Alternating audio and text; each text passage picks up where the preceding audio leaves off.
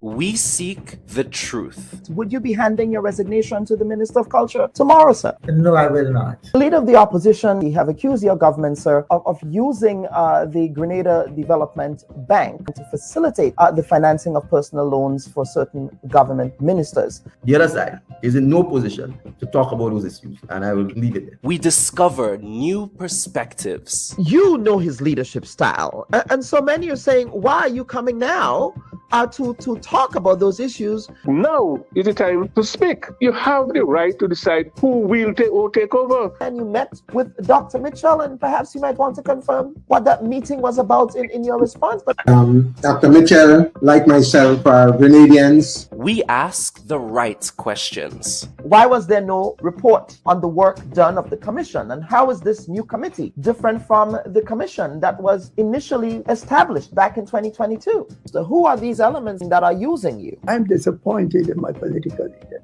And why is that animating those political conversations now? This is a very interesting question. The Bub Reports with Dr. Kellon Bub. Thought-provoking, truthful, unbiased, and truly original reporting.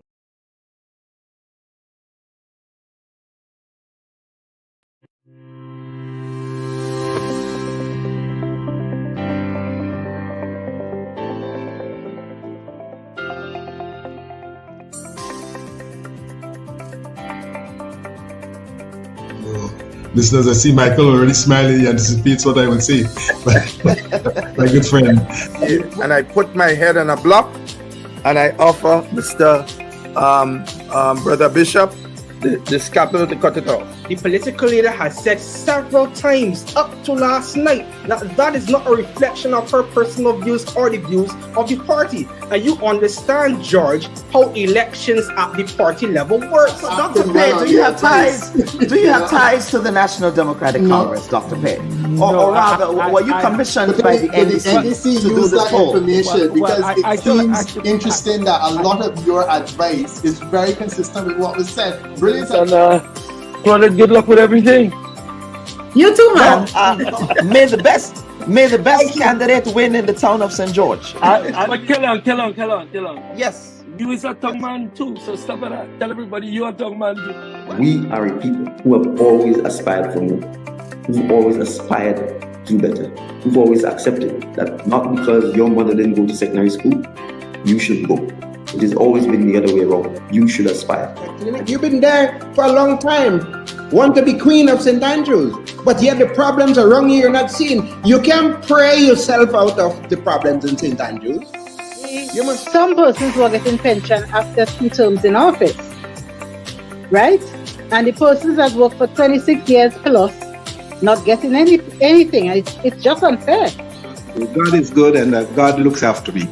You know, not just my wife is no longer here, so both herself and the father up there are looking after me very, very well indeed. Not a few people that you pick up by the side of the road to run in an election. These are not people that you mustered up and you pull together a few months before you think an election is going to call and you say we want to win an election, so let's come together.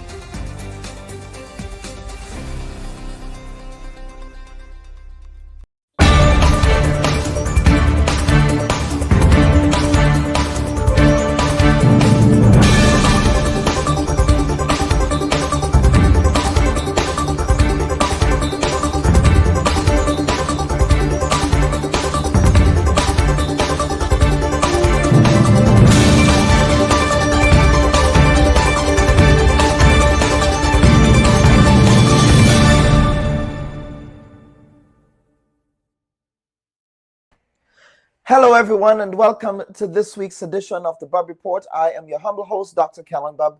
We're happy that you can join us this week.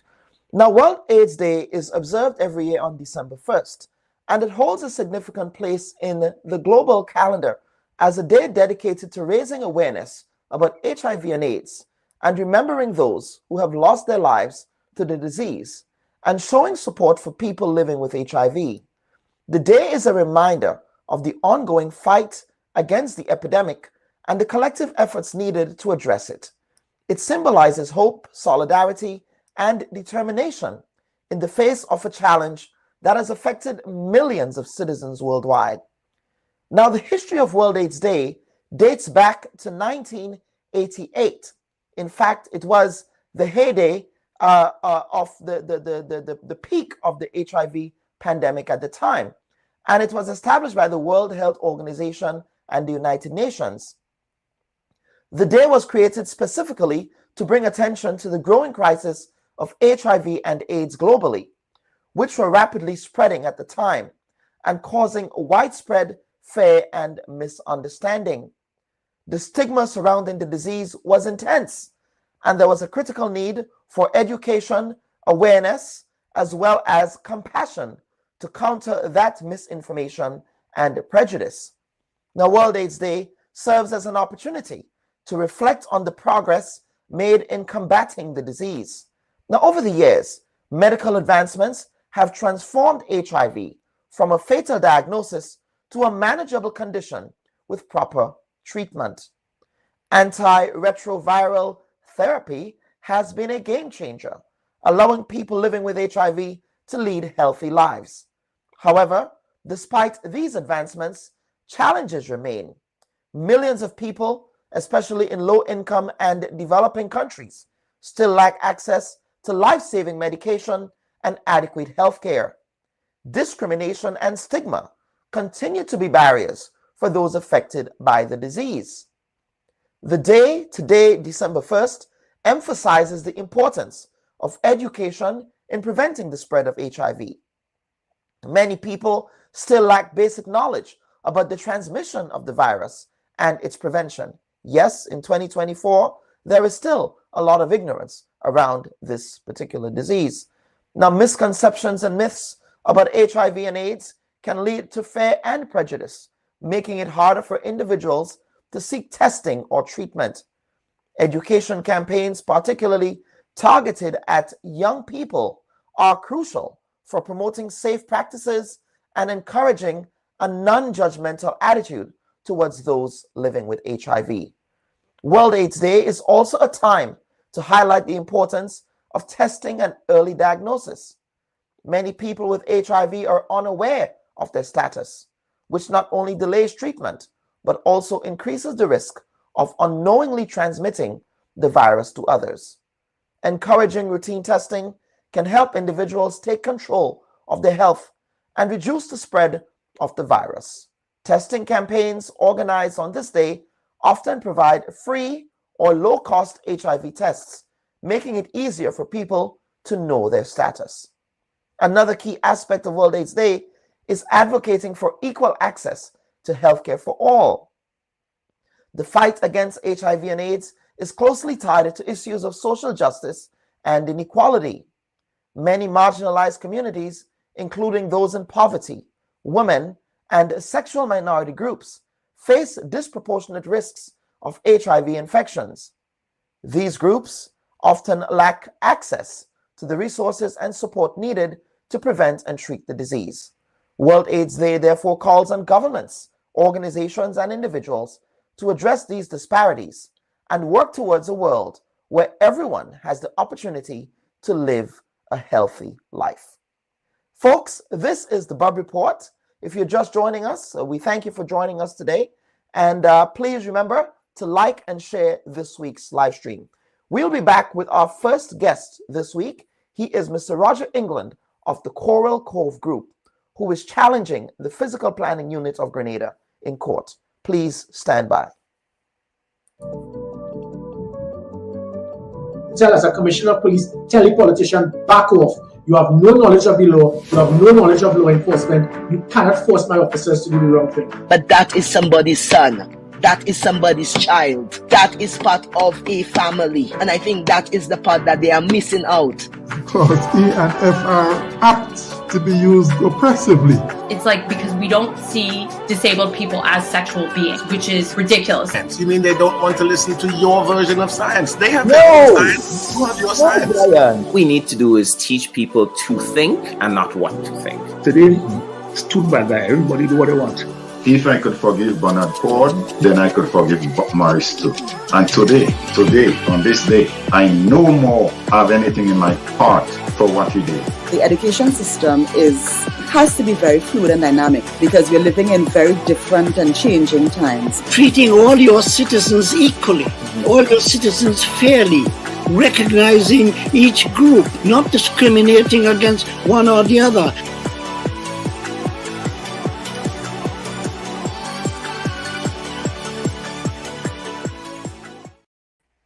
And viewers and listeners, welcome back to this week's edition of the Bub Report. Now, an activist group in Grenada has taken the government of Grenada to task over a proposed multi-million-dollar yachting development in the south of the island.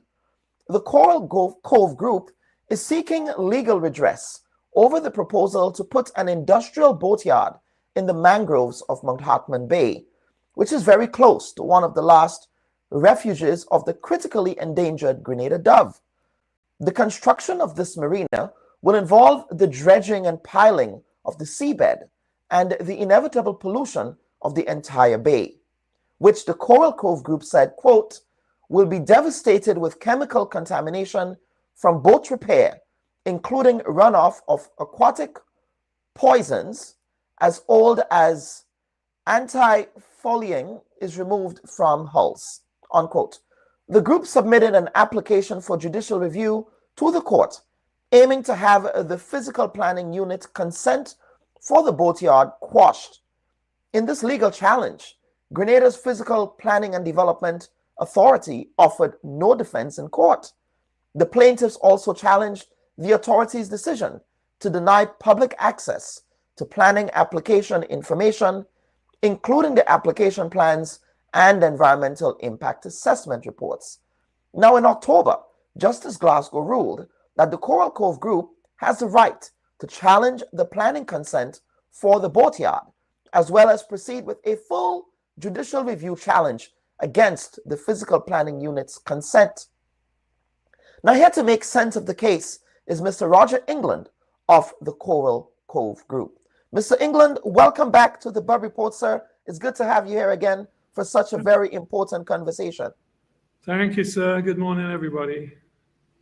Yes, sir. Now, I want to preface our conversation by saying that, in fact, you appeared on the Bub Report when, in fact, you were initially proceeding with this challenge. So it's good to know that, of course, they say that the wheels of justice turn very slow, but the wheels of justice seems to have been turning. And so on the Bub Report, we always like to follow up on stories that we cover, and that is one of the issues that we brought to the attention of the national community.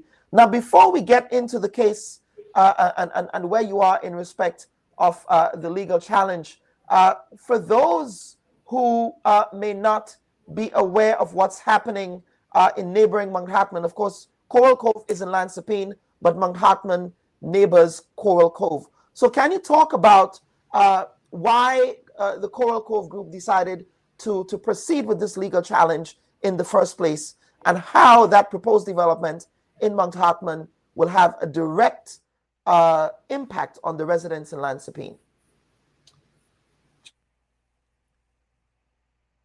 Put what you've said into historic perspective very briefly. Yes. Well, everybody knows the Planning and Development Authority is the authority you have to apply to if you want to do anything physical, change use of land, build a building, etc., etc.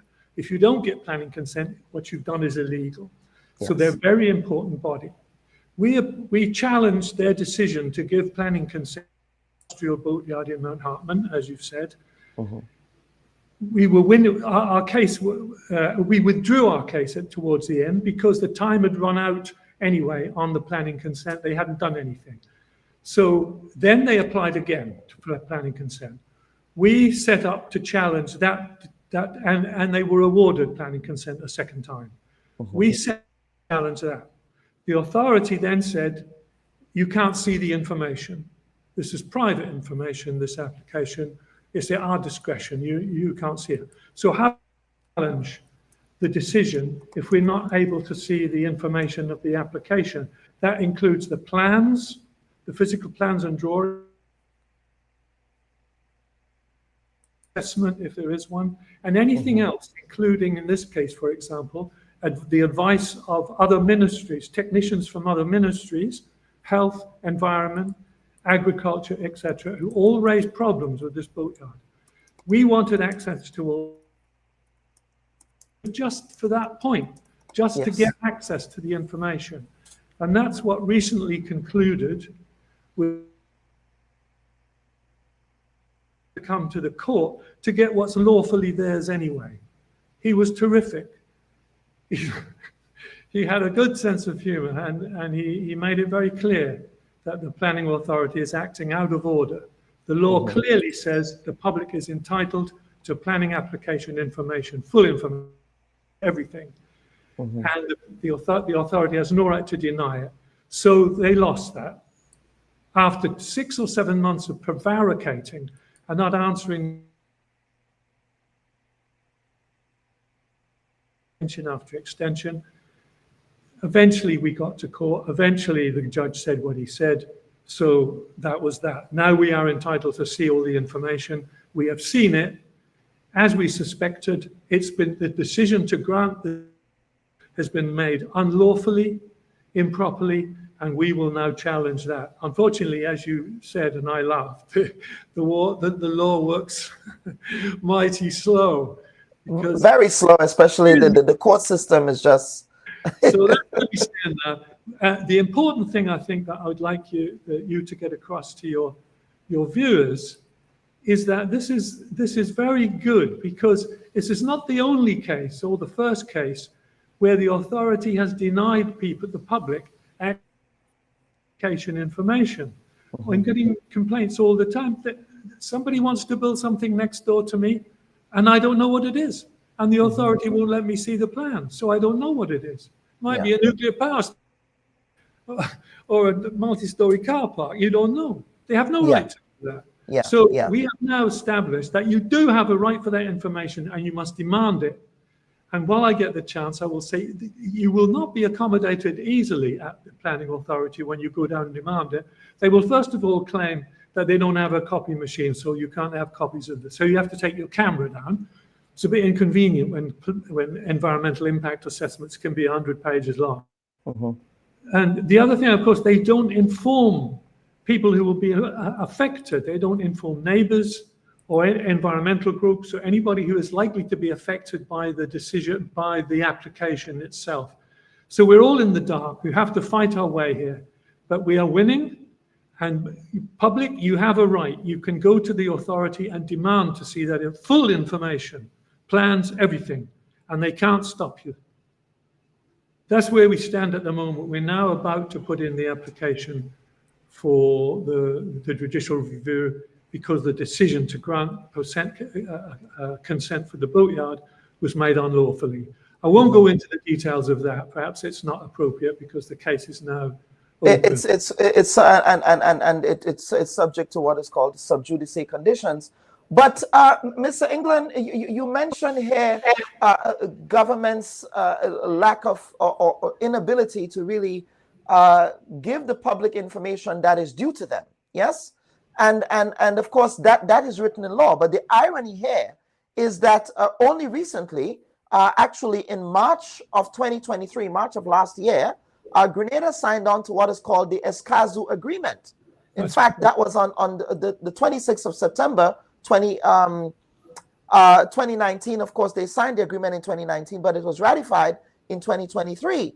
Now, one of the elements of the Escazú Agreement is this: to ensure access to information, justice, and public participation on environmental matters. So in the context of the Escazú Agreement, it is clear that Grenada has to follow the letter of the law in respect to giving information on those environmental issues. But what we're seeing here is that physical planning unit, they don't really care about any of that stuff. That is so true. I mean, the real question here is, why does the authority want to avoid scrutiny in the first place? Why do they want secrecy? Why do they think they can do all this behind closed doors? Well, I mean, we can have our different opinions on that, but one definite thing is that the authority has no environmental interests on its board of members, the ones who vote to make the decisions of whether you get planning consent or not. The law says it's supposed to have a representative from the Ministry of Climate Resilience and Environment. It doesn't. It's supposed to have a representative from Environmental Health in the Ministry of Health. It doesn't. All the members of the authority are in finance or construction in one way or another. And that seems to be reflected in the way that they operate. They seem to be covered in concrete, and environmental issues are nowhere. So I think that to me is, why would they want to do this? Their job under the Act, the relevant Planning Act, their job is to protect the environment. It's clearly they're not. They haven't even got a plan for which bits of the country are special policy in this country. It's ridiculous.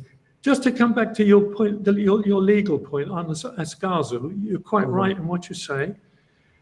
That's been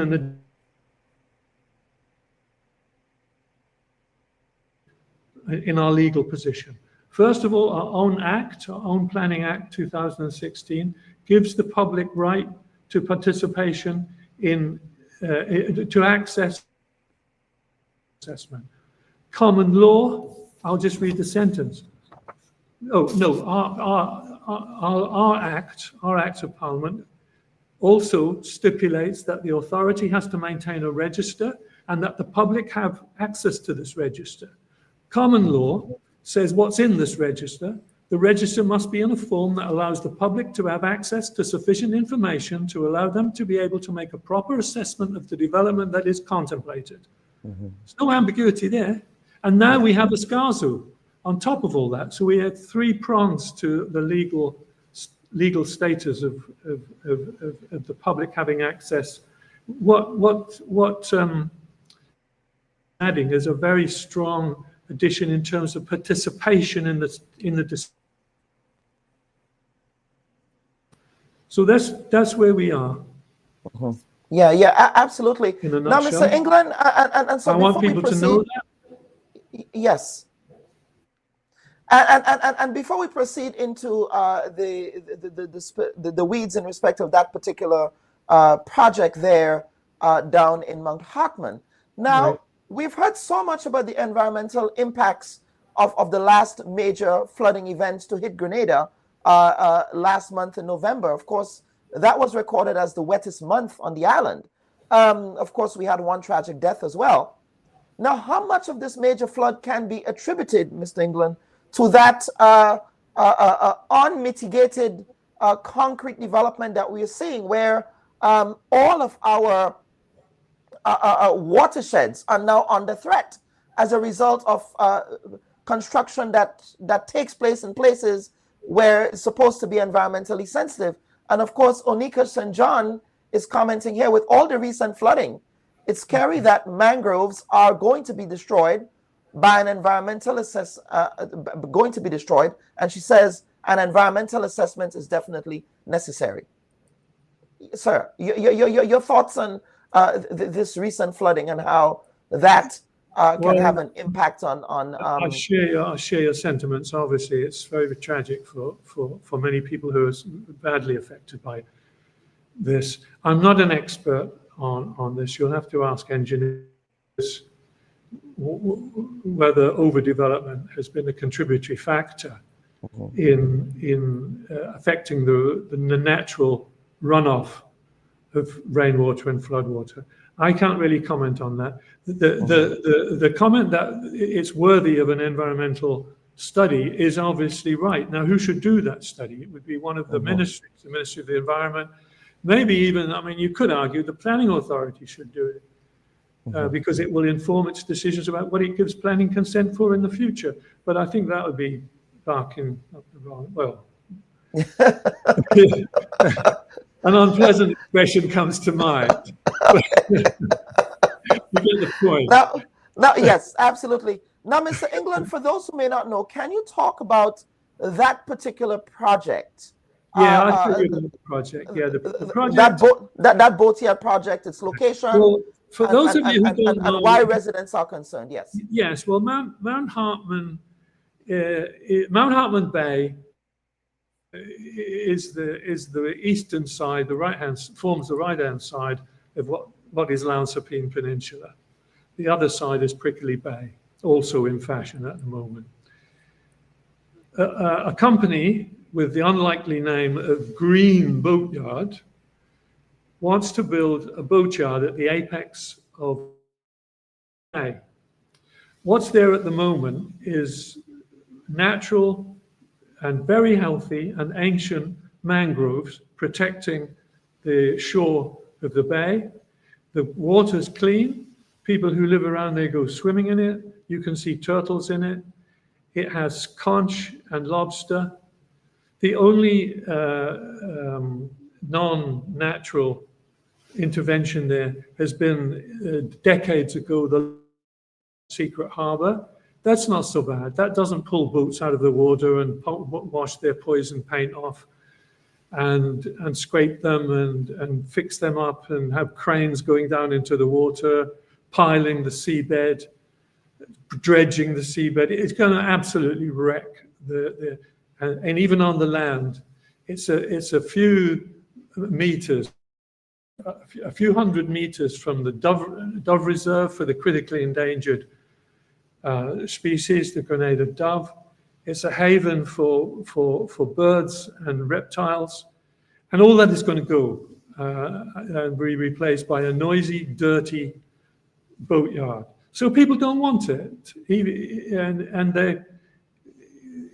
they've joined together forces with us and virtually pushed us, and I kind of front the organization, so I get in all the stick, but I don't care. I can take it. But that's the story. People are bound together. We've formed a little illegal fund. We could do with more money to try and see this through to the end. And as I said, our next step challenge the decision to do it. It doesn't matter that the man has already knocked down some of the mangroves. He's already raised all the natural vegetation and put concrete on it. It doesn't matter. That doesn't make it right. The decision was wrong in the first place. The procedure was wrong. It was done unlawfully, and that is what we will challenge, and quite confident we will win that. And that planning consent will have to be cancelled. Unfortunately, lots of damage will be done. But nature will see to that over the years. That's where we stand at the moment. Now, has there been any type of consultation? Did the developers, and I suspect these developers are the Chinese developers in the Mount Hartman area. Yes, go ahead. Let me interrupt you there. These developers are local people. Oh, they are local developers. So it's not the same developers. It's not the same Chinese developers. No, it's not the same as the three big projects that Lever and St. David's and Mount Hartman. Oh, it's not. So that is a different it's a local, it's a homegrown thing. And Grenada Green Boatyard and Marine Services Limited is owned by three local gentlemen here. One of whom lives in Lansopine and is not considered favourable. They're in it to make money, and they don't care about nature. So let's get that straight. It's dark people from our country who are doing this. Okay, so it's local. So thank you for that. But did they touch base with the Cove Group? Did you reach out to them to articulate your concerns? As soon as we had heard that the application was in, the very first application, I emailed the gentleman concerned, one of the shareholders, the main shareholder. Well, Mr. Peter Evans. We don't have to be secret about it. No, we don't. We don't sugarcoat it on the Bub Report. Mr. Champy Evans is the. Okay, so Peter Evans is the. we need to talk about this. He asked several times since for meetings with them, but it's too late now. They're committed.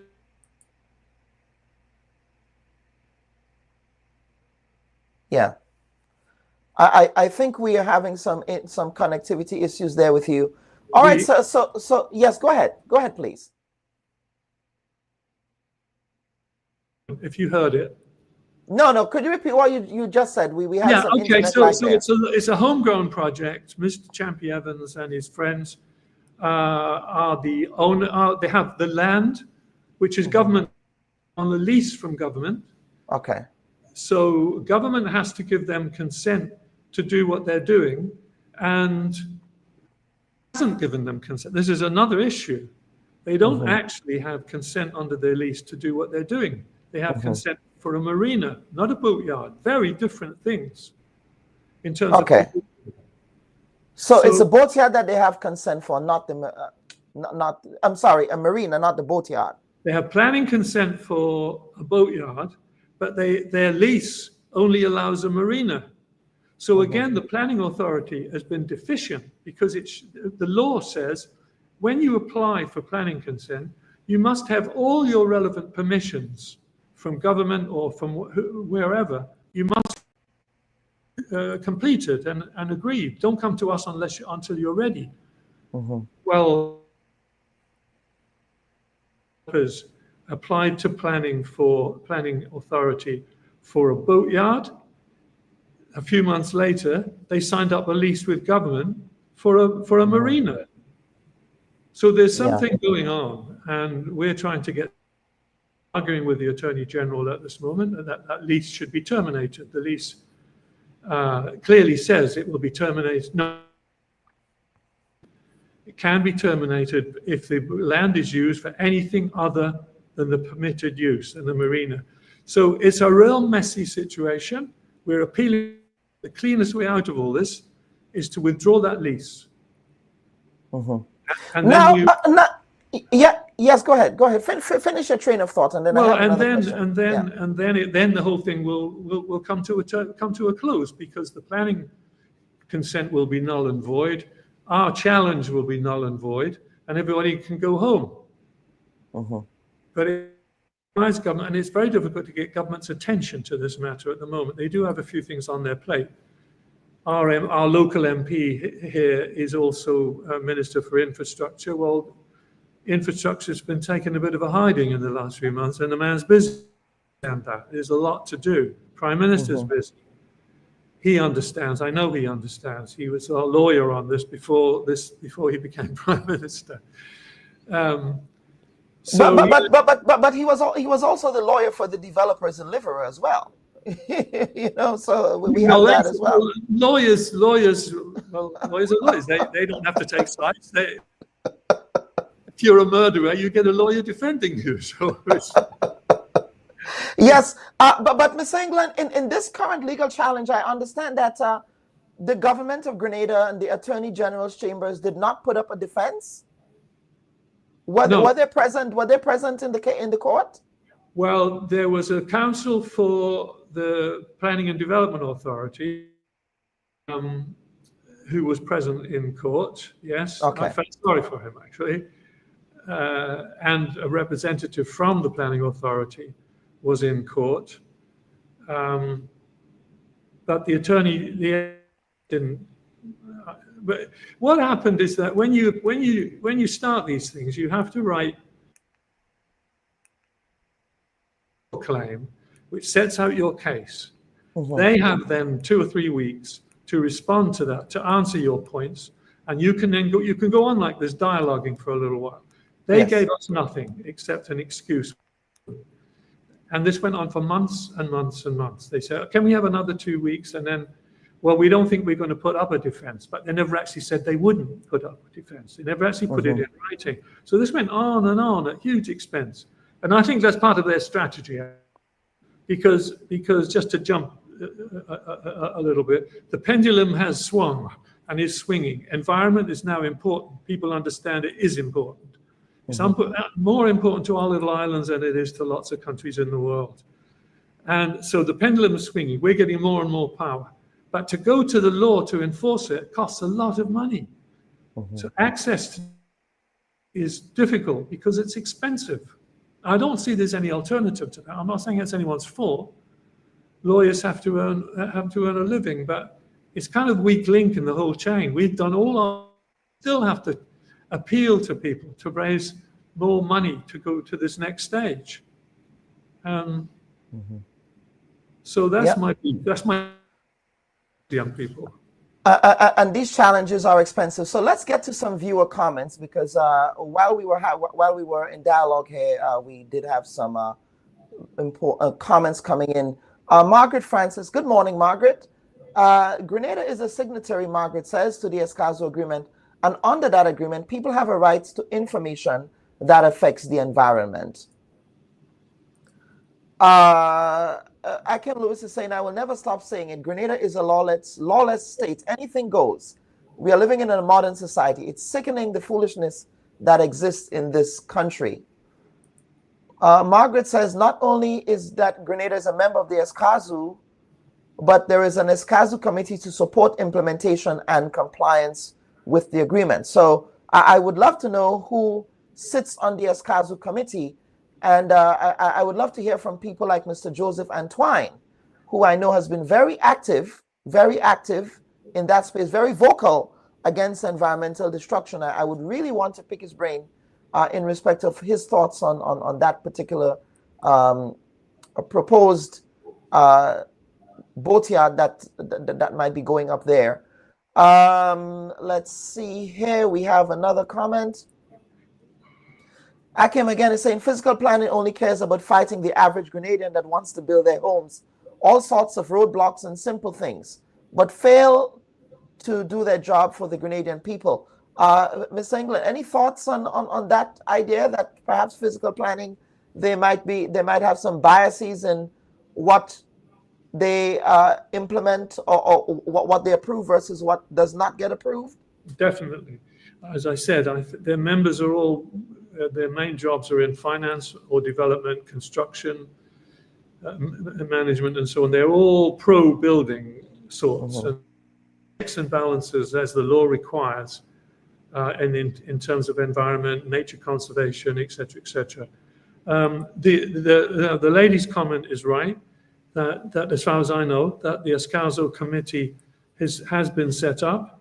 A major piece of work is being done throughout the Caribbean to see how this is working out. Of the Grenada land actors, Rita Olivetti, who's a retired judge, she, I believe, is on the committee, the Escazú committee, so we'll be familiar with how things are going. But as you rightly said in the first place, it's been adopted by this country. We are a signatory, so it legal strength. And it was very, very good to see. There's been earlier this year a very important case in Antigua and Barbuda in connection with the airport in Barbuda. It's commonly known as the Mussington case, where retired school teachers who objected to this airport were thrown out by the court because they didn't have sufficient standing. In other words, they didn't have a house on the runway. So they went to the Privy Council, and the Privy Council reversed that decision. Of course they have a right. And there's this famous expression, who speaks for the Ospreys? Anyone can speak for the Ospreys who has a genuine interest in the future of the Ospreys and some knowledge. So Escazú is gaining power case by case. It was mentioned in that must as being extremely relevant. So it's happening. Things are moving in the right direction, just costing a lot of money. Access to justice is very expensive. I know this personally, having recently, advised my uncle in St. David's who had a land dispute, in Crowshoe, and that, just to get a basic hearing in the court, it came up to close to $10,000. Yes. And for a working person, that certainly is a lot of money. Well, it's a lot of money. Yes, it's a lot of. Because ours has been going on for so long, we're we're probably out of pocket $30,000 or $40,000. Yeah. Some of us are going to have to pick up because we can't leave the lawyers unpaid. We're still trying to fundraise. Yeah. CoralCoveGrenada.org, that's where you can get us. Yeah. Thank you. Yep. Somebody saying, where are the environmental impact assessments for these projects? Mr. England, did that come out at all? There is an environmental impact assessment that was done. It is in the file in the Planning and Development Authority, and you have a right to make an appointment to see.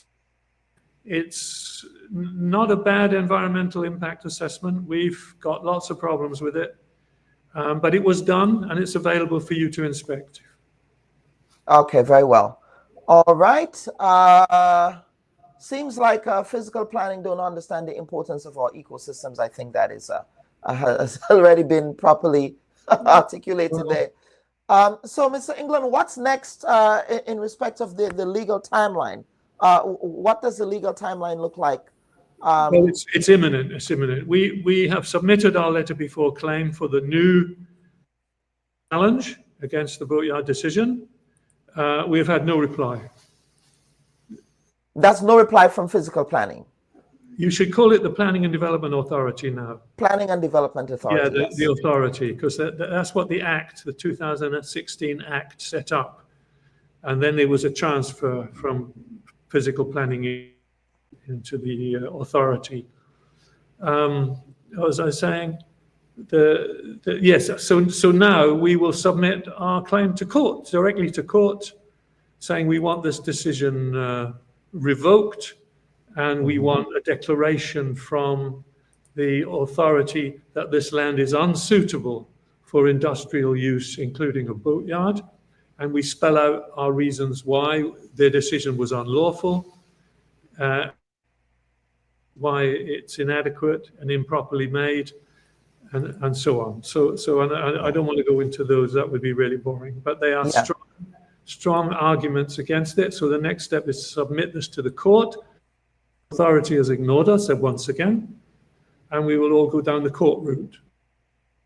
Well, let's definitely see what the judgment says here and how that will be enforced, because it's one thing to get a judgment, but it's another thing to enforce that judgment. Let us see what will happen there. But Mr. England, one of the things that I wanted to make the point, and before we get to closing comments and get to the next segment, it must be noted as well that the Grenada Land Actors, in fact, has also taken the physical planning unit to court.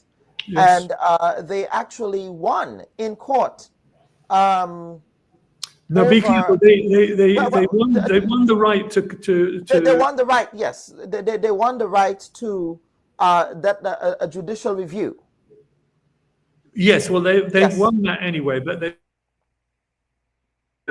they have standing. It's legal that they can do what they're doing, and they have consent to submit detailed environmental objections to the environmental impact assessments that are made on those projects. Because, as you can imagine, those three projects have teams of their interests. So, as I understand it, there'll be a judgment sometime in December. I believe it's Judge Glasgow again who's now reading the final submissions of both sides. So that has not been decided yet. He will make his judgment over the next few months, I imagine, how these things go. He has a lot to read on that case, those cases. There is. Let's get to some other viewer comments. Mr. England, have you applied for an injunctive stay? Mr. Marichal. Yes. We have not applied for an injunctive stay on the matter in courts because, as you obviously have some technical knowledge, you will also know that risks us open to serious costs if we don't get what we want. The joy, if you can call that a judicial review, is that it's customary for each side to pay its own costs. So there are upside risks. If you start taking injunctions out and you lose the case, then government and developer can presumably sue you for delays to the project. And we could be talking serious money. And we're just a bunch of local residents. We can't take that on. Unless you've got any ideas, get in touch. Yeah, Mr. Marish, so Roger is saying get in touch if you have any ideas. Margaret Francis is asking Roger, there are similar occurrences of boats tripping on the Carenage as well. Any thoughts on that?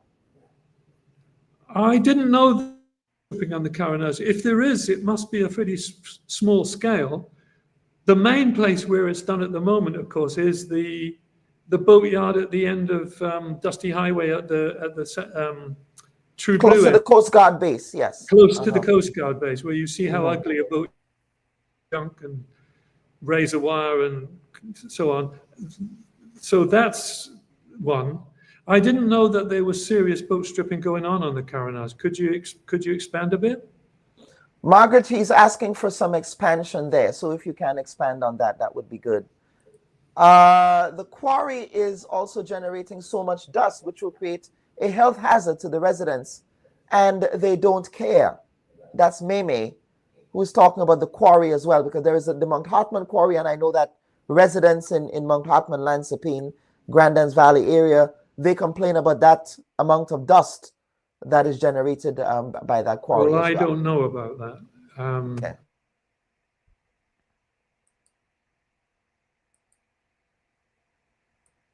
Okay, I think we lost Mr. England there. The internet connection has not been kind to Mr. England today, folks. So thank you for your comments. This is a very important. Of course, if you do want to find out more about what the Coral Cove Group is doing, they do have a website, and I will proceed to share that website now. And that website will give you all of the necessary and relevant information specific to this case, specific to this matter. It goes into detail about the Coral Cove story. It talks about what Coral Cove means, the significance, historic significance. It says that it's just 5 acres of unique coastal and marine environment surrounded by some vacant land and a few low-density residences. It has a narrow, fragile beach protected from erosion by ancient native trees and is a vital nesting site for the critically endangered hawksbill turtles. The sea is shallow with seagrass beds for 300 feet out to the reef, excuse me, which are important feeding grounds for hawksbill and green turtles. It faces east and gets the full blast of Atlantic winds and weather all year round. It is a little sanctuary for a variety of wildlife. For most of the year, the sea is fished by ospreys, frigates, pelicans, and various gulls, and the coastal strip is home to barn owl, small rodents, manicou, and iguanas. So that's some context to Coral Cove. Mr. England, we lost you there, but we just got you back. But I was just explaining to the viewers the Coral Cove Group. Thank you. And the work that you're doing and how they can stay updated on this particular matter. So, Mr. England, what we are going to do now... Oh, this connection is bad. Yes, the connection is bad. The connection is bad. But what we are going to do now, Mr. England, is to go over to you, sir, for some closing comments before we get to the second segment of the program. Okay. Did you hear that? You want closing comments from you? Yes, sir.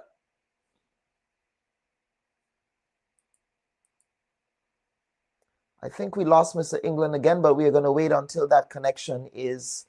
there we go. It looks like we have you back. So go ahead with closing comments, sir. Well, I can only repeat what I've said. We are... Things are changing. Grenada's realizing its assets are important, its natural assets. We can't build everywhere. We need proper planning in this country, which is what the authority is supposed to do and doesn't. All it does is approve or not approve, and I don't know any non-approvals. So we're very unhappy. The Coral Cove Group has 330 members. Lots of them are residents here, but some of them are overseas, who visitors and who know the place. happy with the planning authority. We're not happy with the constitution of the board. We're not happy with lack of national and regional and local planning. As far as we know, we are the only group who have submitted an area development plan for their approval. They have totally ignored it. They are not fit for purpose. And if the Prime Minister is looking at this, or will see this, or the relevant ministry, I hope you will pay attention. You need to start again with the membership of that organization to have it more balanced in the interests of the country, not just in the interests of developers. Developers have a legitimate function. So the residents and environmentalists have legitimate kill everything in this country and there aren't any green space left. What have you got? Nothing. We look like everywhere else. And just another island with a few beaches and some sunbeds and some drinks with little paper umbrellas in them everywhere else. And we're on the way to doing that. We may just be catching it in time. But the reason you asked me on here, Dr. Bob, was just to emphasize the point that you as a next door neighbor, you as a public, you as a business, you have a right to see planning applications that are submitted to the authority. You just have to email them or call them and make an appointment for the day after or whatever so that they can get the file out. And remember that if you are seriously interested in it, you may need to take your camera to pages because they're not going to photocopy it for you. So the only answer. You have to fight these things every step of the way. Anybody wants, we're now quite expert on how judicial review works. Get in touch with us if you feel we could give you a little free advice on how to do it. We may not be able to do it for you, but we could give you some advice on whether you are correct, whether you stand a chance, what your steps are, etc., etc. We need to all get behind this. It's in Grenada's interests that we keep what nature we've got. It may seem as if this is a green island, but inch by inch, and particularly in the south, of course, been eroded for money, for profit, for foreigners. That's what tourists are. I won't say any more, Dr. Bob. Thanks very much for... Yes, we do have two final questions before you go, and I think those are two timely questions. Ernesto is asking why this group didn't visit schools to educate them on how much the environment is important to us now as we're witnessing climate change. Terrific idea. If we had time or some assistance in doing that, I think you're dead right. This is where it starts. The kids would be in...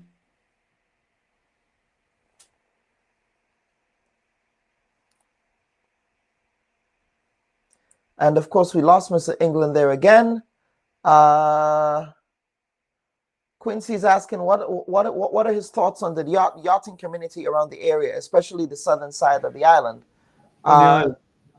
Yes, and there is another question here. What are your thoughts on the yachting community around the area, especially in the southern side of the island? Are they following national guidelines? I don't know if they're following national guidelines. I know that there are concerns with Prickly Bay, for example. Last week there was a meeting, a NOASA meeting. Dr. Cullen, you've had on here before, I think he's Mr. Redhead. Who's been Mr. Redhead, yes. Pollution from the yachts and the land, because it's not just the people don't have proper septic tanks with their, and so there's fecal leakage, which is what we don't want to happen in Mount Hartman Bay. So I think yachting is overdone. I think that yachting doesn't bring that much to Grenada. They're a pretty cheapskate bunch. But I understand that people want to do it, and we can't stop them. But we should be charging them more than we're charging them. I'm sure about that. And if you want, let's put them in industrial places. Yeah. Put them down by the Coast Guard. Yeah, Bob is saying today is Coral Cove, tomorrow is somewhere else in Grenada, Carriacou, Petit Martinique. So it's not, you know, everything is interconnected. I mean, you know, we see what's happening. Everybody's talking about and politicizing what's happening downstream with the River Road flooding that happens without considering what happens upstream with the over construction, the destruction of the watersheds upstream, and with the pollution that happens in Grenada, people just litter anyway. It's just, you take up a piece of paper and you just throw it in the drain. Just throw it anyway, right? And yet we Grenadians talk about. That's something for the gentleman's idea about education in the school, littering. Yeah, it's and it's all of those things. We can't talk about how terrible these flooding events are without talking about our complicity in encouraging the flooding. Yeah. So So, Mr. England, thank you so much, sir, for appearing on the Bub Report this week. Thank you very much for the opportunity to get this little bit of information out there to your lovely viewers. Yes, absolutely, sir. And we will be watching this space, and we will be following up on this because, of course, environmental reporting is something that we here on the Bub Report that we are very passionate about. Yes. Very, very passionate about. So thank you. We are grateful. Sir. Yes, thank you so much. Absolutely, Mr. England. Thank you again, sir. Have a good Sunday. Thank you. Yes. Goodbye. Absolutely. Viewers and listeners, that was Mr. Roger England of the Coral Cove Group. Of course, he's just one resident in the Coral Cove Lansepine area. And there are a number of other residents who are part of that group. So it's not only him, but of course, he is one of the spokespersons for the group. And that's why he was representing them here this morning. Now, folks, our next guest for the second segment, we actually managed to snag an interview with Grenada's minister, with one of Grenada's ministers. I'm not going to say who it is until we play that interview. But I just want to preface this by making the point that that interview was actually held earlier so that the interview is not live. It is not a live interview, but certainly we felt that it was important to have that particular government minister here on the program. They appeared on the program before, of course, but it has been a while since they appeared on the program, and we felt that given their various ministerial responsibilities, that it was an important time to have them back on the program. And so we're happy that that minister was able to join us. Again, I'm not going to say who the minister is until the interview is played, but I just want to let you know that the interview is not live because we actually we conducted that conversation before. So as a result, we will not be able to take your comments live on air. So we do apologize in advance for that. So I want you to stand by for that. So on behalf of the producers of the Bub Report, we thank you for staying with us. But again, this will be a pre-recorded conversation that we will now get to right now. So please stand by for that.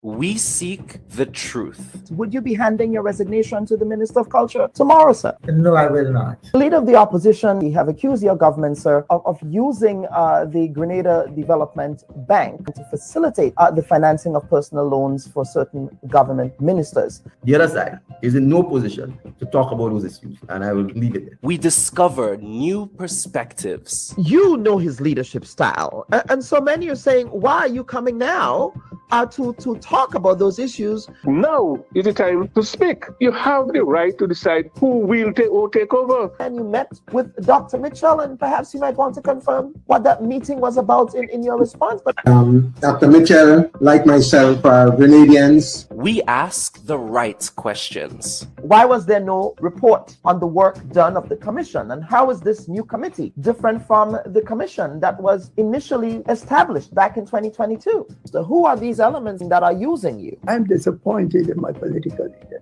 And why is that animating those political conversations now? This is a very interesting question. The Bub Reports with Dr. Hon Bub. Thought-provoking, truthful, unbiased, and truly original reporting. Tell us, a commissioner of police, tell the politician, back off. You have no knowledge of the law. You have no knowledge of law enforcement. You cannot force my officers to do the wrong thing. But that is somebody's son. that is somebody's child. That is part of a family. And I think that is the part that they are missing out. Because E and F are apt to be used oppressively. It's like because we don't see disabled people as sexual beings, which is ridiculous. You mean they don't want to listen to your version of science? They have their own science. You have your science. What we need to do is teach people to think and not what to think. Today, it's too bad that everybody do what they want. If I could forgive Bernard Ford, then I could forgive Morris too. And today, on this day, I no more have anything in my heart for what he did. The education system has to be very fluid and dynamic because we're living in very different and changing times. Treating all your citizens equally, all your citizens fairly, recognizing each group, not discriminating against one or the other.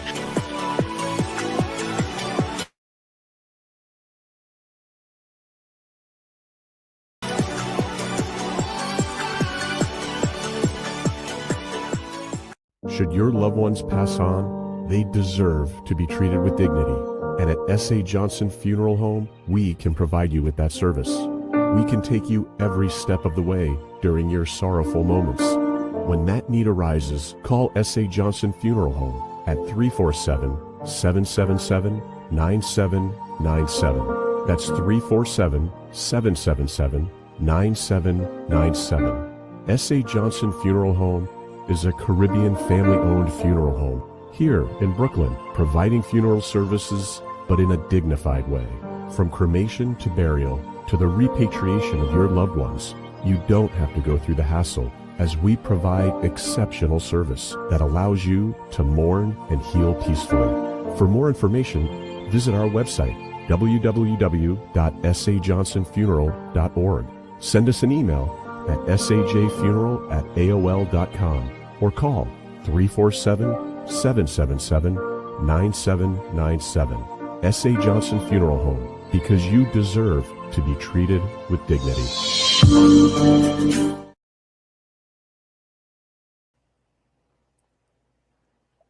And viewers and listeners, welcome back to this week's edition of the Bub Report. Of course, if you're just joining us, please remember to like and share this week's live stream if you're over on Facebook. And if you're watching us on YouTube, please remember to subscribe to our YouTube channel so that you can stay updated on our regular roster of programming, quality programming that the Bub Report is happy to bring you every week. And now for the second segment of the program, we are joined by a Grenadian public official who is now navigating the halls of government, not as a novice, but as someone whose starting point with the current administration was bookended by a palace intrigue exit from the losing New National Party in 2022.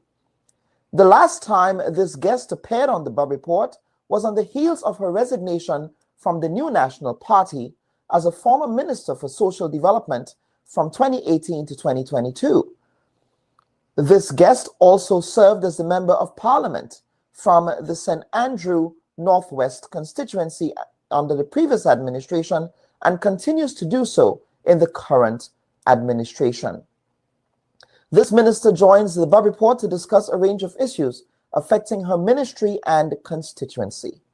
We're now happy to be joined by the Minister of Youth, Sport, Mental Health, Wellness and Religious Affairs, the Honorable Delma Thomas. Honorable Thomas, welcome to the Bub Report. It's been a while. Hey, it's been a while. Thank you for having me on the Bub Report this morning. Yes, absolutely. Now, Minister, this is the first time I believe we're having a conversation with you following your crossing of the floor, in which you were sworn into two substantive ministries or several substantive ministries in the government of Grenada. So before we get into the conversation, how are you settling in? Obviously, you were in government before as a minister. So how are you now settling with your colleagues, with your new colleagues on the other side of the aisle, if you will? How is that going? Excellent relationship. And we are doing good as a team. I have settled quite good with the team. You know, sometimes you expect that there might be challenges, but there are no challenges as it relates to settling and being part of a new cabinet. a different one from what I was with before, meaning different people. Different people in respect of, and of course, I know you won't be able to share what happens in the cabinet of Grenada, but in respect of how I suppose for you, the leadership of the Prime Minister as compared to your previous boss, Dr. Mitchell, what does that look like? Is it the same type of approach to how business is conducted, or are there any differences? So there are, cabinet is a place where you swear to secrecy. And so yes. I do not want to be able to go back to say what Dr. Mitchell was doing as the head of the cabinet, and would not even say to you what I can say, that we are very involved now in the cabinet, and decision making are really collective, not decisions are made and then afterwards it can be changed otherwise. Okay, so you have that collaboration there, collaborative work, shall we say. Yeah. Now, Minister, you began as the Minister of Mental Health and Wellness, and we'll have a conversation after, but you've been added the portfolios of youth and sport as well. How are you managing that workload? Well, mental health is a full-fledged ministry, and it's a priority area for the government. And as you know, youth and sport is also a full-fledged ministry. But taking up both roles have been both challenging and rewarding, because you get a chance to shape policies as it relates to youth and sport development within the Tri-Island state of Grenada. And I am committed to ensuring that our policies and programs are designed to uplift and empower our young people. While mental health remains focus, I see significant opportunities to integrate wellness into our sports and youth initiatives. The synergy between these portfolios allow us to foster holistic development, emphasizing physical, mental, and emotional well-being. All right, Minister, let us now segue into specific programs within the ministry, the new ministry that you're heading now, meaning youth and sports. And of course, we know that in that ministry, you have the Empower program. We saw that there was a relaunch of that program. We also have the Elevate program, and we will get to that. But let us talk about the Empower program. Why was there a need to relaunch that program when under the previous government that you served with, of course, there was an Empower program? And of course, the previous administration, who are now in opposition, critiqued the current administration for putting that program on ice. And some are saying that perhaps the relaunch came as a result of criticism from the opposition. What say you? So I'll say to you, even before my time, even former Minister Lacret, this program had to be launched a whole while now. So it means the former administration is not the reason why this program was relaunched. It was a program that a number of issues, not issues, but within the new government, there was a total revamping. And so there was a reassessment with the different service providers, with former participants, to have an appreciation that whether or not you can go forward as is, or what are the strengths and what are the weaknesses. From someone who was there before and who presently is involved directly in youth development, I must say, I must accept that the Empower program is an excellent program for at-risk young people. There were a few challenges and a few weaknesses, and with all programs, if you have a program for 4 or 5 years, you will want to reassess. You want to see what are the strengths, what are the weaknesses, how we can make it better. And so I believe that was done even before my time. I know that the Ministry of Youth, they engaged with the GTA, they engaged with even other facilitators. People who facilitated the program before, participants who were part of the program before, so that they have a better appreciation of how we move forward. So they appreciate what are the strengths and what are the weaknesses. And so some changes were made in order to deal with some of the weaknesses. And the truth, Kellan, yes, if, sometimes we make it look like we are representing people. yes. And so if people identify that there are certain things that need to be done, then as a government, we are not on a charade of our own. So if there are areas that people call for, so I'm talking in general here, because sometimes you hear they take our program and they take whatever. But the truth is we are serving people. So whether you did whatever before, kudos to you. And if this government realize that this is a program that we can continue, our focus is not whether this is an NMP program or so. Our focus is people-centered. Our focus is that the at-risk young men across the country need a platform. They need engagement. And so that is why we continued with the Empower program.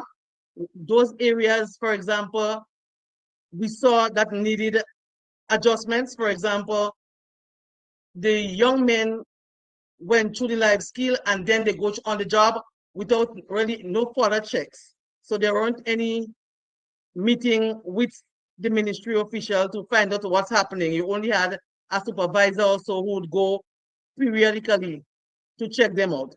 Now with the new revamp program, what you have is quarterly meetings where you get a chance to hear from them, to assess, to hear what is going on, to see how we can better solve them with those issues that confront them.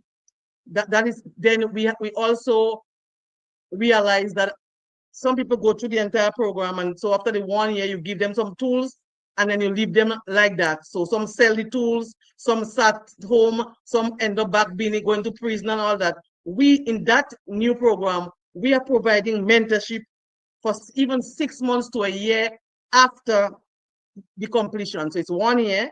We are ensuring that we gain that the young men either they get jobs or we help them to set up their business, and to inform that cabinet has increased not only the stipend from 800 to 1,000, but also the grant aspect to up to $3,000, and still appreciating that based on the skill set, there may be a need for us to provide more assistance for these young men. In addition to the Empower program that you just articulated, what else is the ministry doing for young men in the society?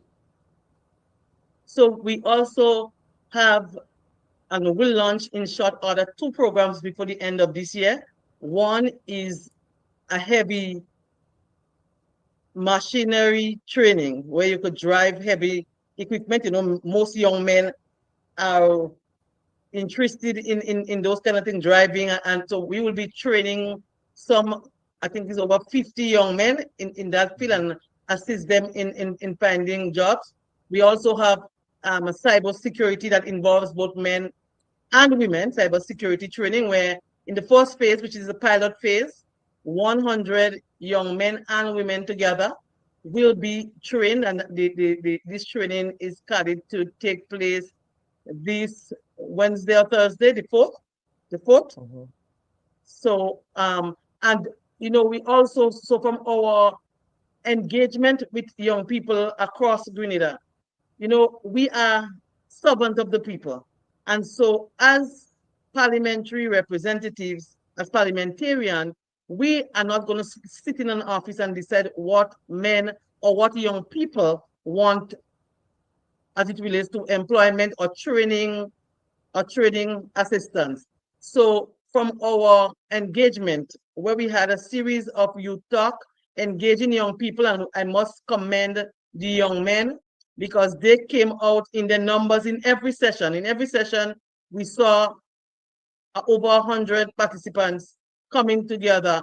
And so most of the young men, they were seeking assistance in farming, apiculture, which is also under agriculture, and a lot of other initiatives. And so as a government, we will set up small grants and soft loan through the GDB that will enable to assist these young men and women in poultry production and all these other things that are very important, and even the other areas that the Ministry of Labor says where we get all these work permits from overseas. So we will be providing those training, ongoing training, so that our young men and even women can take up those jobs in Grenada, and so we will see less people outside applying to come in to do those jobs.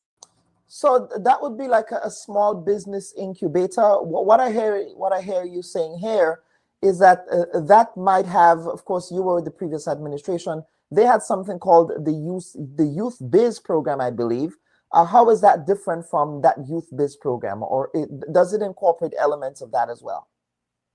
So it is also like similar, and I said earlier on, programs that you have over a period of time, there are strengths and there are weaknesses. So for example, if you look at the Youth Biz that was there under the previous administration, while there are many success stories, if you look at the rate of people who will sell the equipment after, or the rate of people who are not even able to pay back the small loan, the soft loan, you know, and even in terms of follow-up. So you give them those monies and there's no serious follow-up.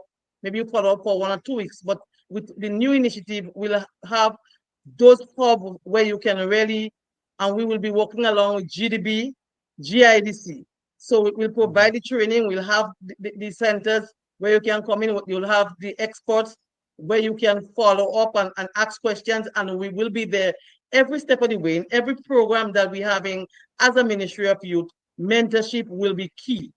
Follow-up will be key. So we ensure that when we give you a grant or a soft loan, we are there with you, ensuring that we help you to deal with all the teething problems. And even as you go forward, we are there that you can ask questions and we'll be showing up at your place. So it will be harder for you. I'm not saying it's not impossible, because once you're dealing with human, there are things that would happen no matter what, but we'll make it harder for our young people to fall through the cracks and harder for them not to succeed in those businesses. And of course, yes, that is important, because, you know, you can have a small business. The idea seems great on paper. You got the funding, but then once you launch the business, you know, you may have growing pains. You know, you may have growing pains. It might not be sustainable, and that usually is the challenge in those areas, making sure that it's sustainable. And that's a key point you're making, sustainability. So we are not telling you come in and just identify any business, because there are some businesses that you have several across the country. So if you come and you say you want to be, let's say, for example, a nail tech or so, or some other things that you have so much of that already, a hairdresser, we may be able to assist and guide you in that career path by identifying other field that is more lucrative and is wanting on the market. So we know, for example, that as a government, one of the policies is that food security and being sustainable. And so we will put a lot of monies into the agriculture industry, into youth involvement in agriculture. And we have already started that discussion and have a proposal from TAMCC. We have even gone further than just the proposal and meeting to start to repair 2 buildings at the TAMCC campus in Maribor that was destroyed since Hurricane Ivan. So we are assisting now. So presently, work has started there, and we are hoping to use those additional centers as places where, for example, let's say you're doing poultry production and you have to slaughter chickens. You can stay in the night, because, you know, most of the times you have to get up 4 and 3 o'clock in the morning. So we'll have a dormitory there where you can stay overnight and get up all in the morning to be able to do your training. So, okay, so we're talking about what's happening there.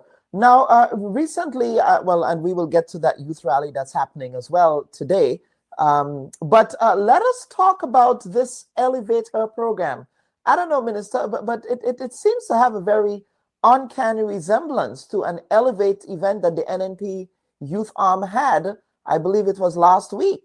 Was that Elevate program something that was already in the pike and it just happens to have been launched around the time I mean, if we're thinking critically, then we know that this Elevate program is something you just hear about maybe within the last 2 weeks. So you can't just go get up hard and fast and plan a program so wrong in that. This is childish. Right. It's kind of playbook kind of old story. Elevator is a program that we identified since August. So since I took up the role, the coordinator of youth August of this year. Okay. Yes. So since I took up the new role, the coordinator of youth and my parliamentary secretary, we were talking about women and how we can elevate them. And I said to them, then we can call it Elevator. So we were looking at initiative for women that is aimed at empowerment, that is aimed at providing employment, that has an exit strategy. So you're not training for life and you're not in a program for life. And then, so we were discussing, they came up with all the different ideas that could surround the program. And I said to them, then maybe we can say elevate her, And I remember vividly that the coordinator of youth was excited. She said, wow, that's an excellent one. Let's go with it. And so she was the one who did the concept, prepared the concept. I shared the concept with my cabinet colleagues and everybody loved it. And then we went to cabinet. And Kelon, if we're thinking critically, you must get cabinet approval. So I cannot come out of the blues because some child play thing about they have some elevator or whatever you're talking, and then just decide that I form a program elevate her from them. This is I'm not even going to spend. I'm not even going to spend time on that. I'm aware, but I'm just articulating the criticism that the other side has levied. And the truth is, there are many people outside there who are not in government who we share the concept with, could say that this is a concept that was there. Maybe they heard it since September because we shared it among ourselves in the ministry and I shared it among my colleagues. But since September, we started to share it around with some other people. Miss Charles then. She was blown away by the concept and said she loved it. That's what her response. I love it. So elevator isn't from this old people thing you saw wherever. Elevate her is aimed at employing and training and dealing with young women across Grenada, Carriacou, and Pili Martinique, providing them with skills, providing them with jobs, providing them with small business opportunities, and being mentors to some of our young women who are at risk. Too, sometimes we talk about men at risk, and yes, we know the statistics are there to say that men are at risk, but there are young women who have a different risk factor. And so we want to be able to deal with all the risk factors that affect our young people across Grenada. Correct. And of course, women in Grenada are, face a lot of vulnerable socioeconomic issues, whether you're speaking of gender-based violence, you're speaking of underage abuse of women, young girls, so women, head of household women as well, they face particular vulnerabilities there. Teenage pregnancies, all of those issues affect young ladies. Yes. Go ahead. And that is why as part of this program, we'll have leadership and confidence building, work-life balance, and family support. So it's not just an ordinary program. It's a program that will take women, and in this elevator, most of the women will be women who either finish secondary, or some of them even primary, because you may have some people who's 34, 33 who have not attended secondary school and even drop out in term CC or even complete term CC and need some additional skills. We will be providing that through that program and be able to work with them. And as I said, all our programs will have this mentorship aspect so that our young people will not fall through the cracks. Mm-hmm. Now, let us segue, Minister, to talk about the national youth election. I was very intrigued by that because as somebody who served and participated in the National Youth Council back in the day, yes, folks, I participated in community activism in Grenada by way of the National Youth Council in the early 2000s. Now, I know that a component of a lot of what the National Youth Council does has to do with the youth parliament and so on. But now we have this addition of the national youth election. Talk to us about the idea behind the national youth election, and would this have any relationship to who sits in the National Youth Parliament? What does that look like? Yes. So you spoke of in your time when you had youth debate and you were youth parliamentarian, but you really did not have this real voice there. You didn't have no resource and all that. So the youth election is aimed at providing young people with a voice. So now these young people are present, they are out in the community. So these young people came from the debate, from debating. So they debated within the parliament. But now we have in every constituency, I think we have two. I think there's one area where we have three. So you have, so it's really similar to our national elections, where you go out, you campaign, where you go on different platforms to share, you go to the communities. And at the end of this election, which will be on the 5th of this month, so this is next Friday, is the 5th? Yes, I believe so. Yes, Thursday or Friday. Yes. So so you had a whole registration process. You gave young people between the age of 16 to 35 a chance to register. That's next Thursday, December 5th, next Thursday. Yes. So they had an app where they could go and register based on the constituency. There's a check, something to check, double check. You have to upload a picture ID or a picture or some form of identification. So if you are not yet 18, because remember it starts from age 16 to 35. So if you're 16 and you want to partake, you can upload either your passport or your birth certificate or all that, and there's still that checking. So there's a team within the ministry who will double check to make sure that it's authentic. And what we'll see at the end, we will have 15 youth parliamentarians who will have a voice, and they will be the voice of the young people. And they will have an opportunity not only to do some project within the constituency with some small grants, but they will also be able to come forward to us. And they will have their own debate and their own parliament, raising the necessary issues so that government can see what are the issues that confront young people and how we can work with them to deal with those challenges. A lot of times as seniors, we sit in our corners and we think we know every issue that confronts young people and we have the solution to all the issues.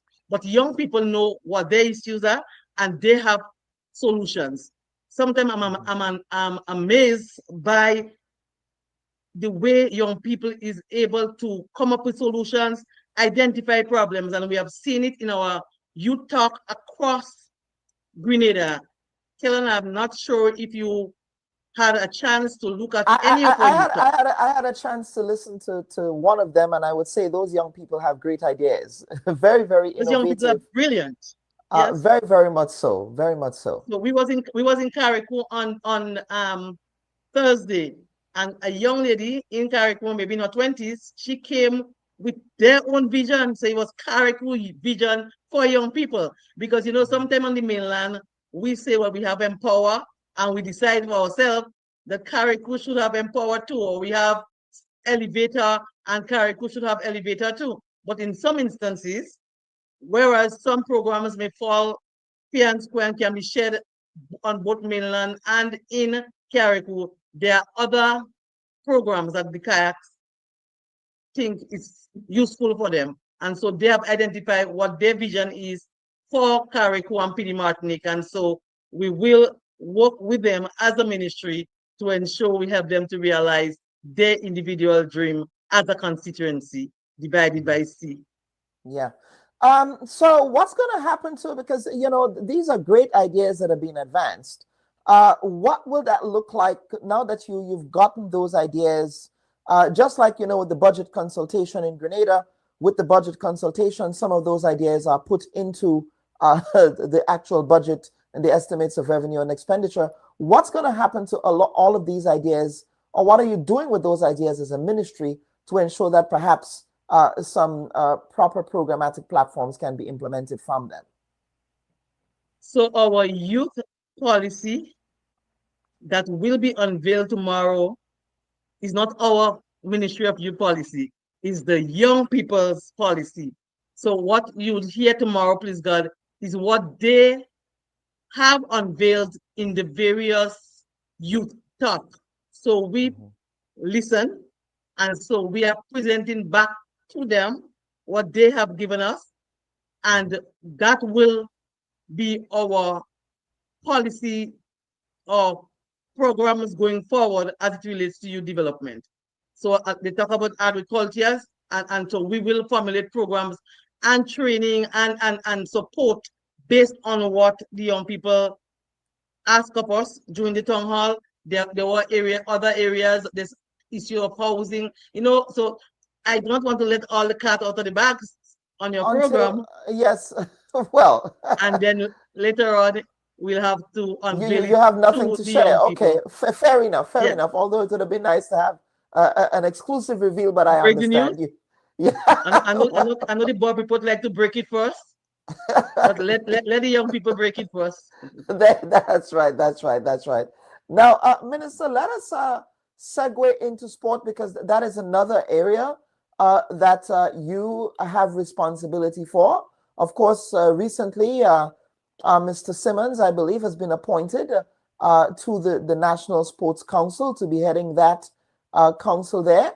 What else is, and of course, we have to preface this by saying that this has been a big year for sport in Grenada.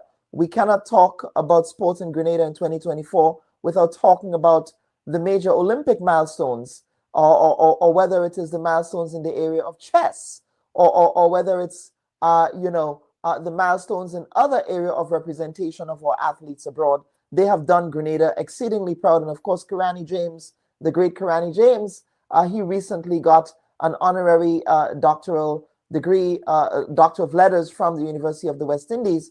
And I'm sure, Karani, with all of the divisions that we have in Grenada, he's somebody that I believe all Grenadians tend to rally around. So this has been a big year for sport and sporting representation in Grenada. So what are you doing as a ministry to be able to harness all of that talent that we have out there? That sporting talent. You are so correct.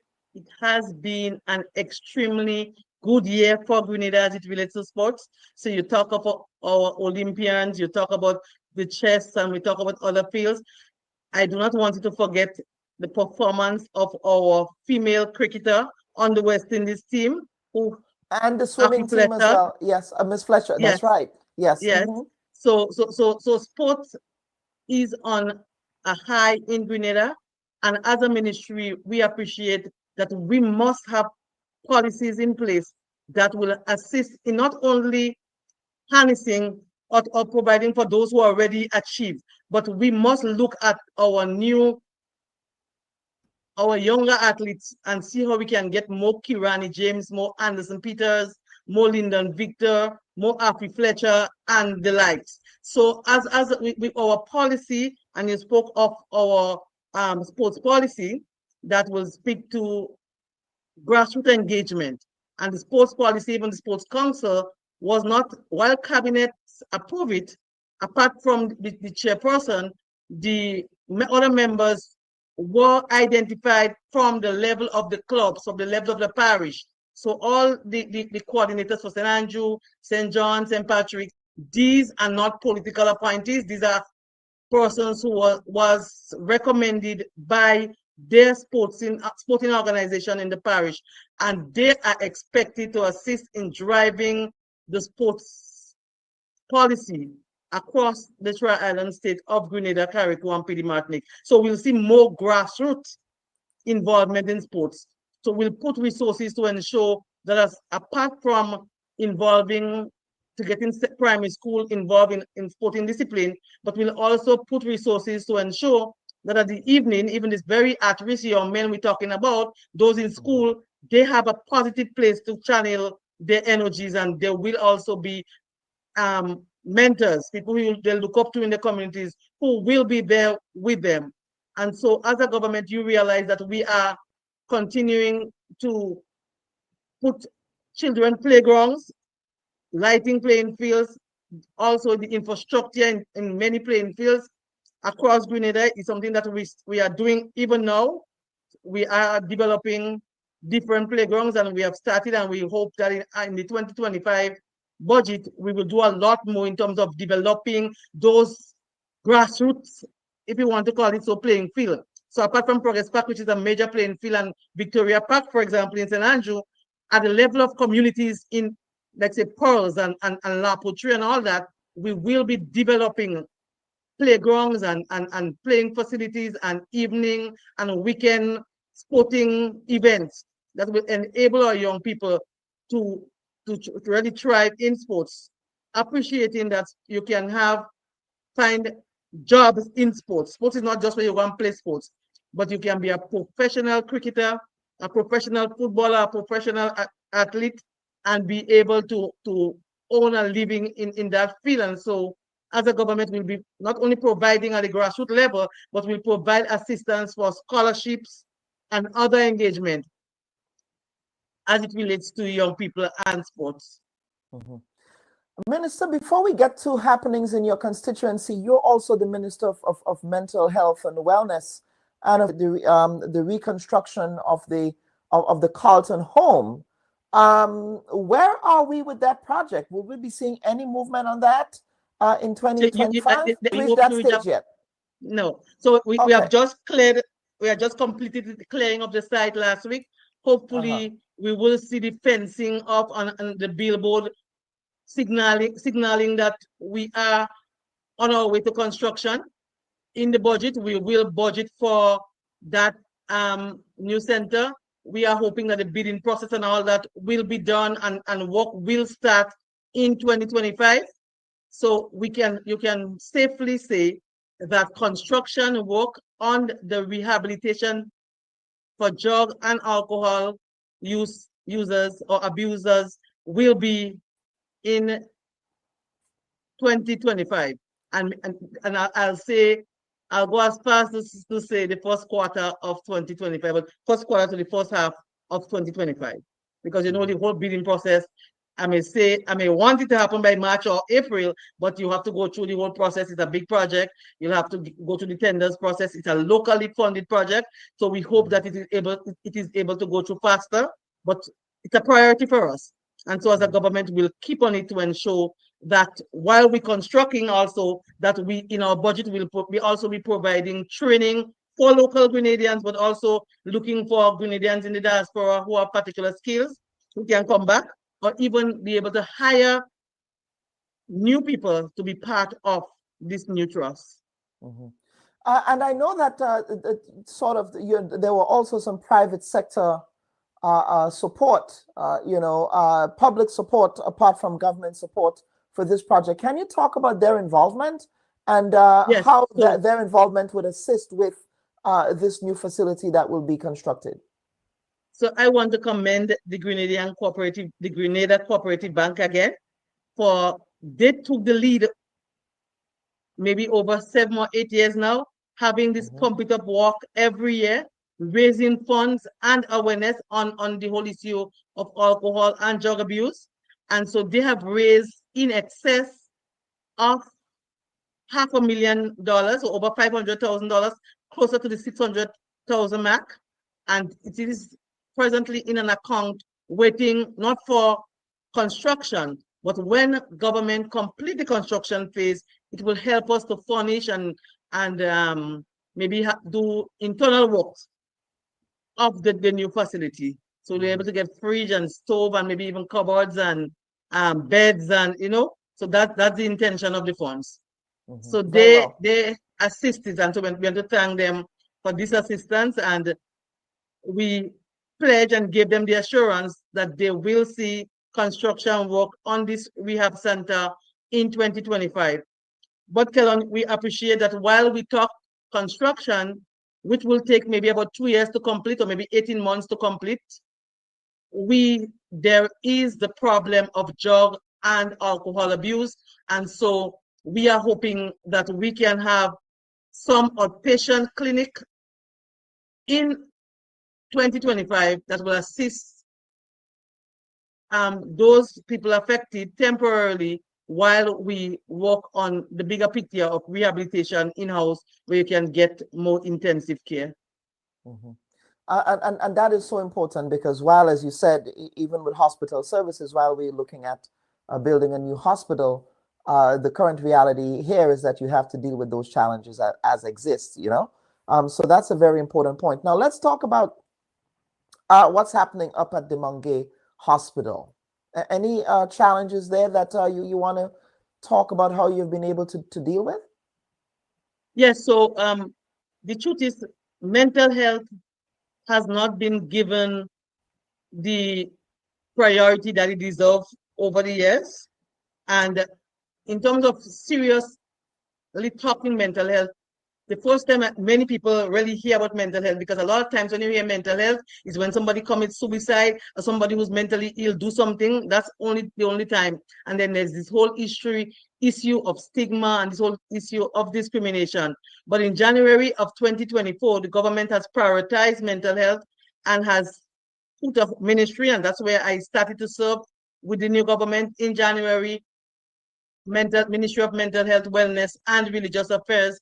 And so there are a number of challenges that we already started to deal with and started to see results in terms of, I think, the staff will tell you, and maybe you need to engage them, not the politician. They will say that it is the less people they're seeing in a lot of years, because we intensify our community involvement.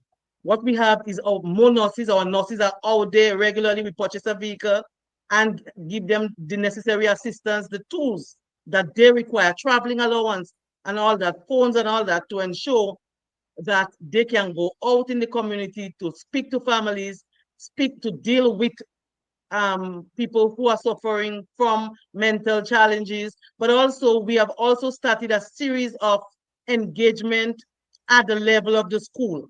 And so this is just a small step, because we are hoping to intensify and go on serious campaign in 2025 that will be unveiled in the budget, and you'll see happening in different communities in 2025.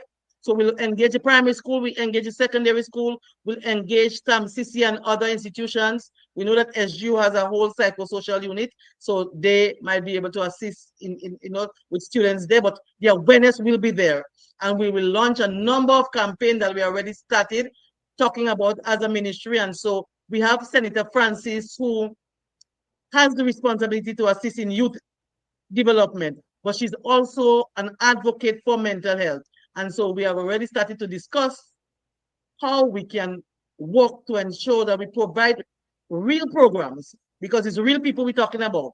So we do not want to just come on, like on your program and talk mental health, and then there's nothing happening in the community. So we want to intensify our training. We have done a number of training this year. So we have trained the first responders, our nurses. We have provided training to the police officers. We have provided training to the faith-based organization, those leaders, and we will continue to provide more training. Just last week, I believe we wrapped up training. We had 2 mental health experts from the US, Mount Sinai, part of the government's new trust to improve healthcare. And they came and they trained some of our first responders, and they also train others who will be able to assist us in training other people. So what do you call it? The training of the trainers program. That's what it's called. Yes. Mm-hmm. Yes. So or like teachers who teach teachers. It's kind of a similar concept. So they will be able to go to the schools, because we want to be able to train our teachers to identify signs. We want to be able to train to our families who are dealing with members, how to deal with. I said over and over again that we encounter families with mental challenges, but no one taught us how to deal with them. And that is why we had an influx of people at the Mungay Hospital, because when you get sick, your relatives find it difficult to deal with you, even with the stigma. So what they do is just bring in Mungay and say, keep them there. We do not want them home because they're eating. Whereas we can help them to live normal life, make sure they take their medication, they can walk and live normal life like any one of us. Mm-hmm. Now, I know that when you were initially sworn into that ministry, that you did employ the services of a consultant to look into mental health and wellness and what that ministry would look like. Has the consultant reported recommendations? And if so, what are those recommendations? So there are a lot of recommendations, and I think some of them is what we implemented there in terms of training our first responders, training the police, those who deal with it, that's part of it. But they also identify some of the infrastructural challenges that needs to be dealt with, including the rehabilitation center, because one of the things we saw was many people who are at Monge presently are there because of drug abuse or alcohol abuse. And so if you have a specific area of rehab, then you do not need to have the place overcrowded with these people. So there's a number of recommendations, and we are working on those recommendations. In fact, even when the Mount Sinai team came here, they too made those similar recommendations. And so we already started to look at the infrastructural development. We are hoping, hopefully, that we can see some construction work started even before the end of the year on the one of the buildings, but we are going to incorporate in our budget to fix the building one by one, because every building in Monge need rehabilitation. The whole area needs, you need to provide an avenue where people feel safe, where you really can recover. What we had there is nothing to recover about. And so we continue to put resources there to purchase. We purchased a number of beds. We are hoping specialized beds. We're hoping that we can get them before the end of the year. Within the period of this year, we purchased more than 80 new mattresses with cabinet colleagues, because I took the cabinet to Monge. I said, to have an appreciation of what I'm talking about, I want to invite members of the team to Monge. So let's go to see what I'm seeing, what the nurses are seeing, and what the patients are confronted with on a daily basis. And that opened eyes of many of my colleagues, and also enable Monge and staff to get the resources and the assistance that is needed to drive the whole issue of mental health, not only Monge, but outside of Monge, based on what we were told by our staff. Mm-hmm. And Minister, finally, I know that you have to go, so I want to respect your time. But of course, your constituency, you have, I suppose, the distinction of being one of the crossover members of parliament. And so you have to work not only with people who you initially were working with on one side of the aisle, but now you work with people who that are part of your new team, if you will. How has that been? How has that transition been? Of course, we know that your predecessor, Ms. Lorena Waldron, is musing that she wants to, in her word, beat you bad. The devil comes like a roaring lion, and he's very deceitful. And she deceived a lot of us. We toiled, we labored, we worked hard with that lady. And I hear she coming to run. Dr. Mitchell, I wish I could get a chance to beat her bad.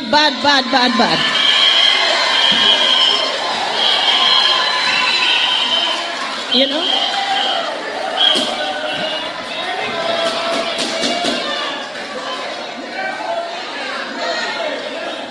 So Northwest St. Andrews, continue to stand with the new national party.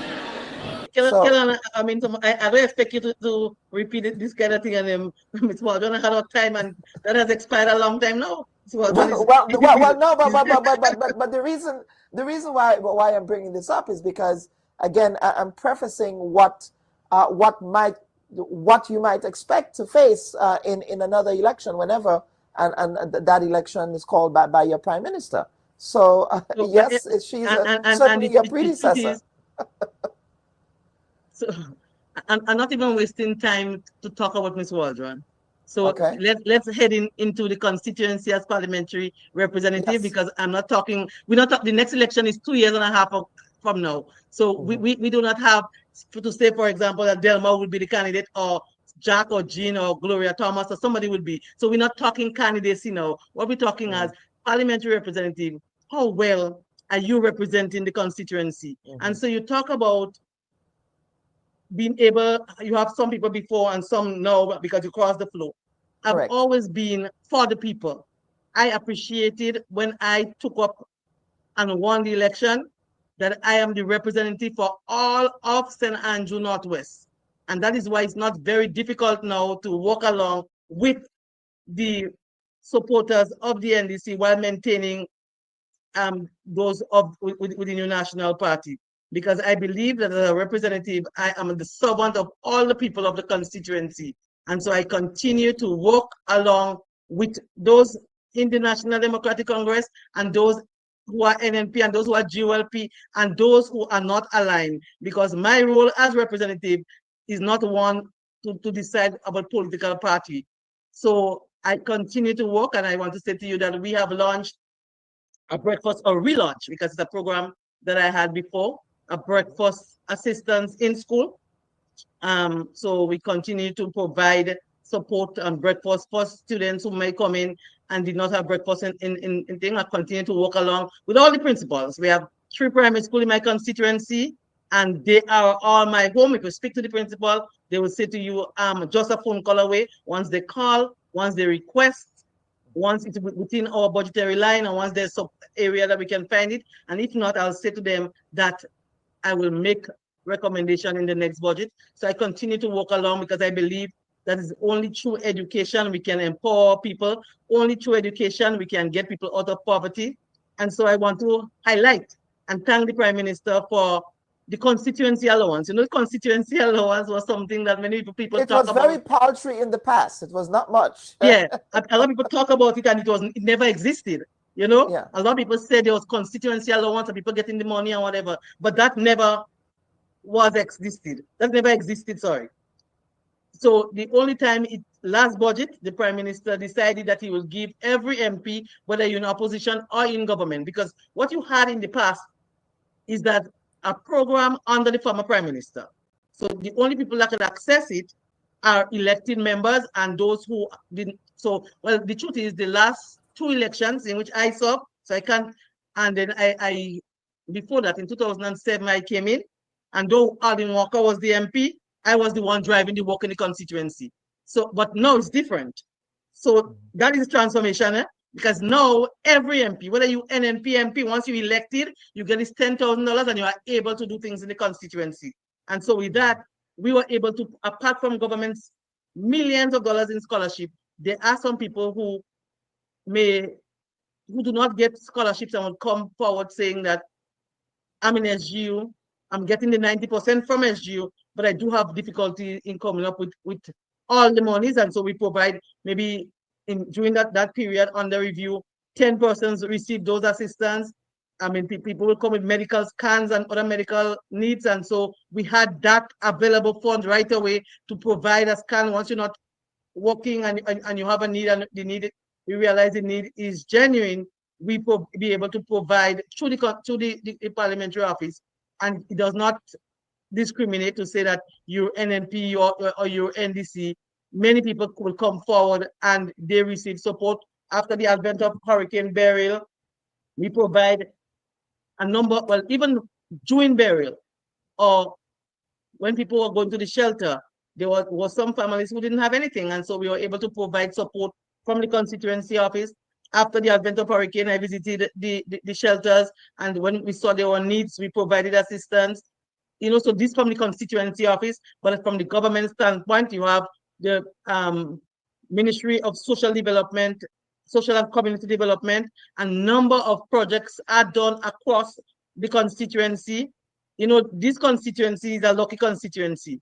You have 2 people here. So you have Sister Gloria, who's the Minister of Social Development and Community Development. So we are seeing a number of development within the constituency. So as we speak now, we have Marable Plainfield being upgraded and lighting.